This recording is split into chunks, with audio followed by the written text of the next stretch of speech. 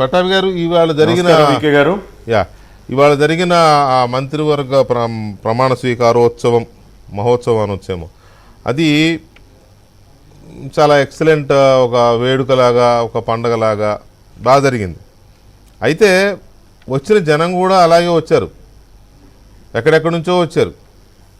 ఎందుకు వచ్చారు అనే దానికి సింపుల్, ఎంత కసిగా బూత్కెళ్ళి ఓట్లు వేశారో అంత కసిగా ఈ ఉత్సవాన్ని చూడడానికి కూడా వచ్చినట్టు కనపడింది.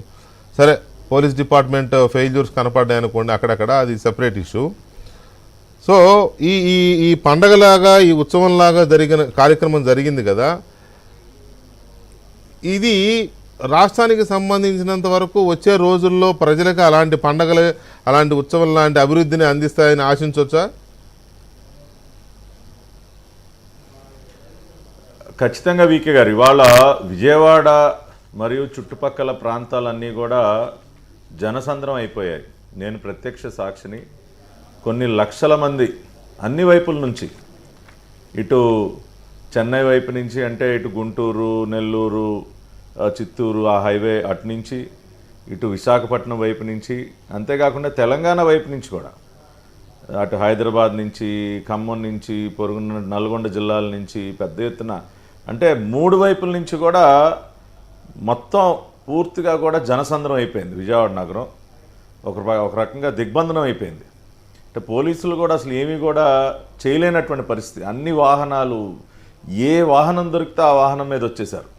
లారీలు, ట్రాక్టర్లు, ఒకటి కాదు అన్ని రకాల వాహనాలు పూర్తిగా జనంతో కిక్కిరిసిపోయినటువంటి విజువల్స్.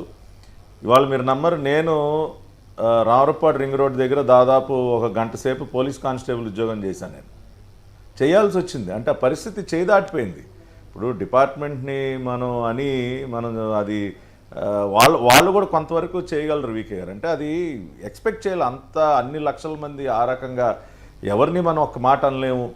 ఎందుకంటే ఎంతో ప్రేమతో వచ్చారు వాళ్ళందరూ కూడా.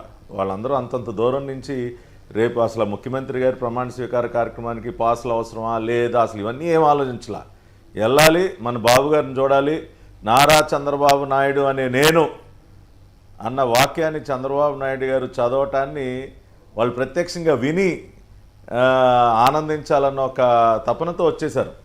నిజంగా కూడా చంద్రబాబు నాయుడు గారు ప్రమాణ స్వీకారం మొదలుపెట్టినప్పుడు ఆయన ఎప్పుడైతే నారా చంద్రబాబు నాయుడు అనే నేను అన్నారో వీకే గారు, నిజంగా అసలు ఆ ప్రాంగణం మొత్తం కూడా ప్రజలు గర్జించారండి. అసలు నాకైతే అసలు ఒళ్ళు పులకించిపోయింది, అసలు గూస్ బంప్స్ నాకు.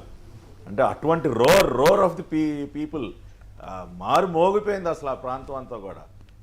అందరూ కేకలు, కేరింతలు, చప్పట్లు, ఏలలు, అసలు ఎవరు అందరూ కూడా పట్టలేకపోతా ఉన్నారనమాట ఆ సంతోషాన్ని. ఎస్, ఈ క్షణం కోసం కదా మనం పోరాడి